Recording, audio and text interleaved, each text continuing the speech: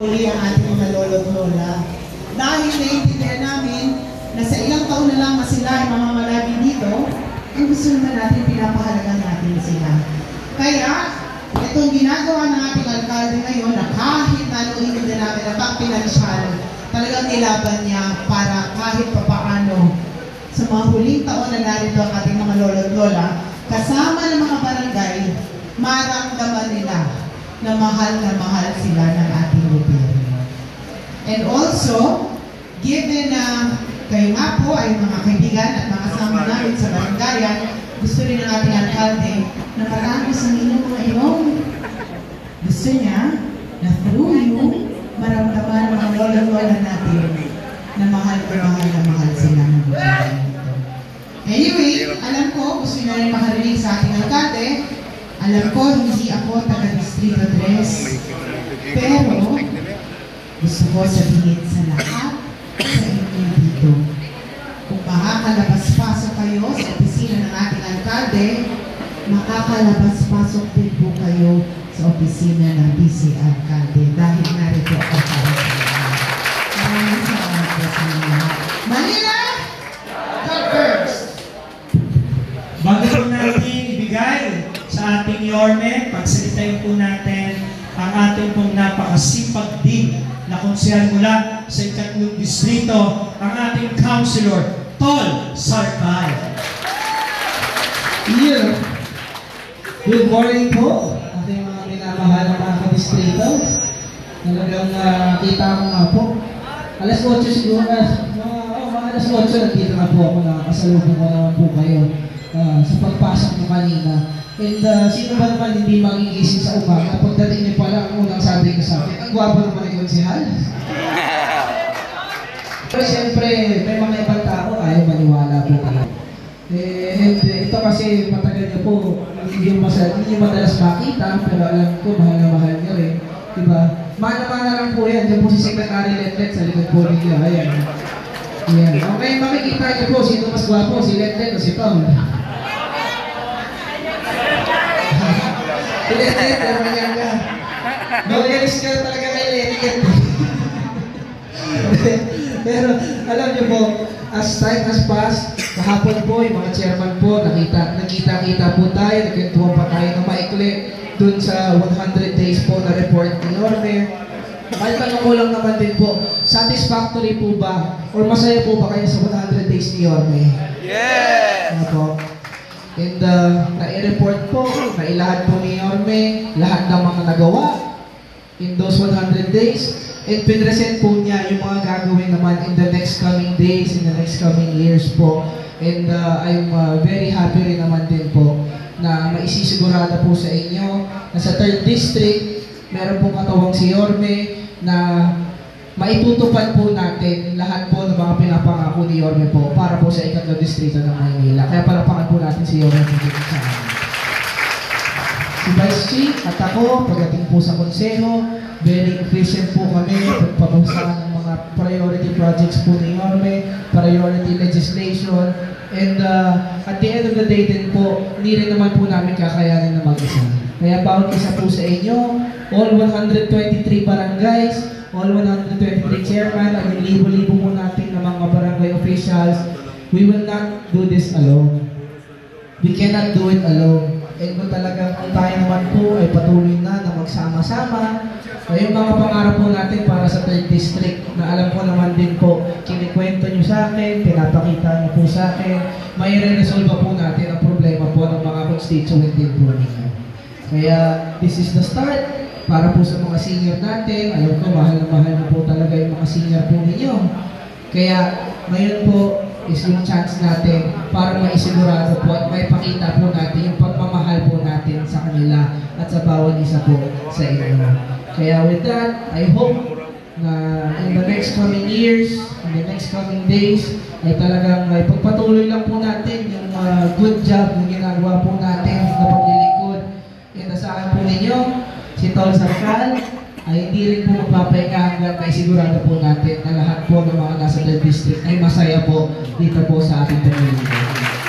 Kaya, yun lang po, maraming salamat at magandang umaga po sa inyo lahat. Muli, palakpakan natin, Councilor Paul Sarcal. At ngayon naman po, sa karangalan na ipakilala ang taong responsable upang muli na ibalik ang gobyerno sa lungsod ng Maynila, ang nag-iisa, ang ating minamahal, Yorme Isko Moreno Dumagoso. Thank you, Director Par, sa ating Vice Mayor Chief, at kay Letlet Sarcal, ay tol pala to. Kasi mas gwapo yung tatay. Yung 1970s. May buhok pa. Tol Sarcal, kusyan natin.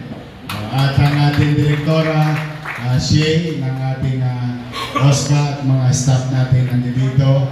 At si Atty. Paul, ang ating treasurer, ang pagador ng Maynila, na hindi na rin natutulog dahil araw-araw sa ginawa ng Diyos. Sa buong buhay ko for 27 years in government, ngayon lang ako araw-araw tumitingin sa numero. Ngayon lang.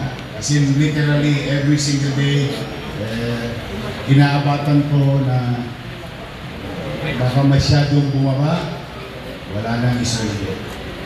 Yun, nakakatakot ko. But sabi nga, do your best and let God do the rest. Sawa naman ng Diyos, sandang araw na tayo, nakaraos, nakatawid. Tapos, nakababayad tayo ng obligasyon ng nakaraan, nakababayad tayo ng obligasyon ginawa ko, na siya namang patuloy na pinakikinabangan ng taong bayan. Unti-unti nang nararamdaman ng tao na may mga pangangailangan nilang gamot, nasa hospital natin, nasa health center natin, dumarami pa ang health center, darami pa yung ating mga health center, library, and of course, shout out sa mga batang San Nicolas, magkakaroon kayo ulit ng Binondominium 2. Wow! Sa mga nanay, tatay na narito, baka kayo may anak na bata pa, baka kayo may apo na bata pa. Someday, there will be a special place for them kung mangangarap sila maging doktor, maging nurse, maging radiotech o tawag man nila doon. Anything patungkol sa pag-aaral sa kalusugan. Sapagkat kung ngayon ay halos more or less about 300 graduates lang tayo sa PLM, sa College of Medicine or Health Sciences. Pag nagawa natin, which hindi mo naman nangyari, nag-raos ko by next quarter, first quarter, we'll start building the new Pamantasan Lungsod ng Maynila College of Medicine. So by 300, it will grow up to 5,000 students. Yan ang pwedeng ma-accommodate niyan. Mangyari, marami sa atin dito, tayong lahat, kasama na ako, magpapantayan pa natin. Una-una lang yan. But the next generation, because of what we did today, will continue to benefit by the decades. As like what Mayor Lacson and Mayor Villegas did. Ilang dekada na. Yung mga tao noon, hindi na natin kasama ngayon. But still, as Manileño, patuloy natin pinakikinabangan sa ininyero, bugasya, doktor, and all other courses na produkto ng Pamantasan Lungsod ng Maynila. This is our one way of participating in nation building. Yung iiwan natin ay ikabubuti ng apo mo, ng anak mo, someday, somehow, pagkinabangan ng mga kabarangay. Now, for today, bagamat tukod na tukod tayo, kalahin mo, Nakaraos tayo. Mabigat to ha. Almost 300 million to. Ito ang ginagawa natin ngayong araw. Ngayon, tatanungin kayo mamaya pag uwi nyo. Tataas na kami ng mga senior citizen na rin dito. Natatama din naman kayo mamaya. Senior citizen ka na. Yung mga senior citizen. Anyway, pag uwi ninyo kasi, secretary, treasurer, chairman, tatanungin kayo ng mga senior citizen. Ang unang tanong yan, chairman, kagawad, secretary, treasurer, paano yung hindi, unang tanong yan, magkano ba? Ang sagot ko agad, straightforward, 1.5. Ha? Bakit 1.5 lang? Tama naman yun eh. Kasi ayaw ko, pati-pati na tayo eh. Ayaw ko naman kayo ilagay sa alangan rin. Gusto ko, importante, alam niyo yung isasagot nyo, at yung isasagot nyo, walang halong malisya at pagkukubli. Kasi ayaw ko naman na i-ano sa inyo yung galit o yung inis. Kaya lang nagkakainisan niya kapag hindi maliwanag. Tama ba? Chairman, no magka. 9, 1.5. Paano yung 3,000 ko? Tama naman. Tama yung nanay ko doon. Tama yung tatay ko doon. Kasi may obligasyon pa ang Maynila ng Abril, Mayo, Hunyo. Ang problema, ginawang Sambulig. Dating Maling Anda lang. Di ang bigat. 590 million yun. 590 million yun. Abril, Mayo, Hunyo. Ito, makakamit ng aking paborito. Yan ang pinaka-paborito ko sa lahat ng mamamayan. Yung mga lolo't lola natin, mga nanit tatay natin, senior citizen. Makakamit nila July, August, September. Maling Anda, binalik ko sa tama kung ano yung normal at kaya. Kita nyo, nairaos ko. Mas nairaos ko yung 300. Mas mabigat yung 590. Ang pera ko 200 lang. Sang bulsa ko kukunin nyo. Kahit liliyad ako dyan, magdilig pa ako sa kalsada, walang mangyayari. Wala na rin namang bibili sa katawan. Kaya na siya. Buti pa si Tom. Kalawitin pa. But kidding aside, ito naman, day 1.5. Una, nabalik ko na yung cake. Balik na yung insure. Nabalik na yung pension. Sasabihin mo lang naman, Nay, Tay, pag nagreklamo, dating 1,000 eh. Ba't mo ginawang 500? Anong gusto mo, Nay? 1,000, walang bigay, 500, pero tapat at totoo. Kaya ngayon ko sa akin, huwag kayong nahihiyang kausapin. Muna, hindi nyo naman call. Mamaya kayo pa nasa CCA. Hindi nyo naman call yan eh. In fact, binibigay ko lang yung postura sa inyo. Pwede naman kami magbigay. Pero hindi, igalang ang barangay pagkatiwala sa kanya. Kaya lamang isa, maawa ka rin naman sa chairman, maawa ka rin sa kagawad, sa sekretary, sa treasurer. Hindi ka naman pwedeng pumalag sa senior. Oo, totoo lang. Matatapang yung mga senior ko eh. Anong gagawin nyo sa 3,000? Ganito ha. Ito, totoo naman to. Nasabi ko na rin naman ito kahapon, nasabi ko na ito maraming beses. Lahat ng lumang obligasyon na nagdaan, tutok din ko yun. Tutok din ko yun. Kahit na hindi akin yun, basta June sa iyo eh. Ibibigay ko yun. Kaya lang, baka pag nakaluwag-luwag tayo, bubumbayin ko naman. Idagdags natin. Pero gusto ko mangyari, yung takdang oras, di ba, katulad nga, takdang oras, July, August, September, bigayan ng October. Yun, pipilitin ko yun na maging on time. Tapos, pag nakaluwag, hindi ko pwede pangako pero pagdating halimbawa, December, yung buwag tayo, pwede yan mangyari, pwede yan 1.5 plus 1,000. Next year na nangyari, next quarter, 1.5 plus 1,000. 2.5. Tama ba? And before we know it, nakatawid na. Ganun lang ang paliwanag. Ha? Kahit na sino pa anak ko, mas madaling intindihin na. O, ngayon, mangyari, paano chairman? Sa December, sabi ni Yorme, steady ka lang sa gate niya. Tuloy yun.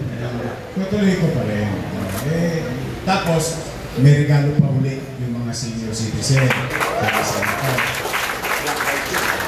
Pero merong special ulit na regalo. Lahat na sinimula ko nung araw, tutuloy naman natin.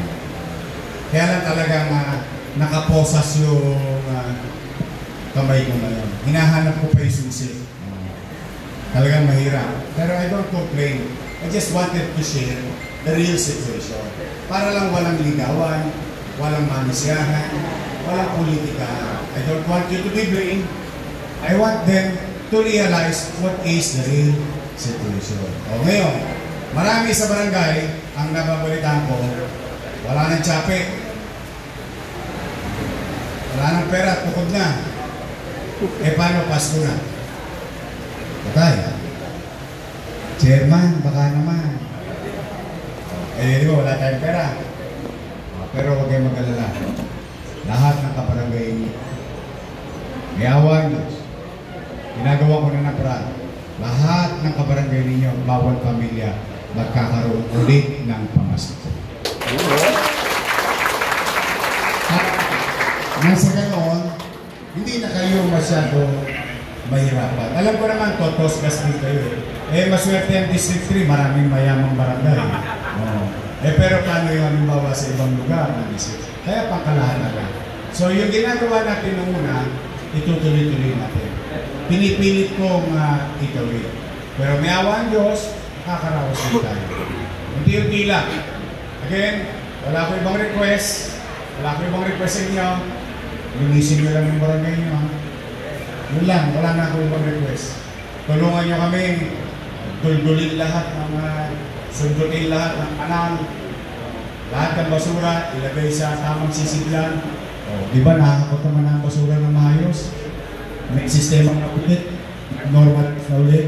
So tulungan natin na malinis natin bawat iskinita, bawat kalsada, main avenue na nasasakupan natin. Di baling luma ang Maynila. Di baling luma. Basta maaliwalas lang. Masaya na ako. And I think yung mga kabarangay natin, masaya na rin. Maaliwalas, panat, ang pamumuhay sa ngayon. So sabihin niyo sa aking mga minamahal na lolo at lola, sabi ni Yorme, I love you daw. Mag-ingat kayo ha. Kung kayo may kakailanganin, nasabi ko naman na kahapon, kung kayo may kakailanganin, kalimutan nyo na yung nakaraan. You come to me. You're always good. Okay? Sa personal nyo, sa kapwa-opisyal nyo, sa kabarangay nyo, huwag kayong mahiyang ilapit. Hanggat kaya ko, aakapin ko ang kaya ko akapin. Para hindi na kayo masyadong masugatan. Kasi mahirap din yung bulot kayo ng bulot. Silito lapit lang ang inuupo sa damala. So, mag-ingat kayo. Maraming salamat. At pagpalain naman kayo ng kung may kapal. Manila! Thank you.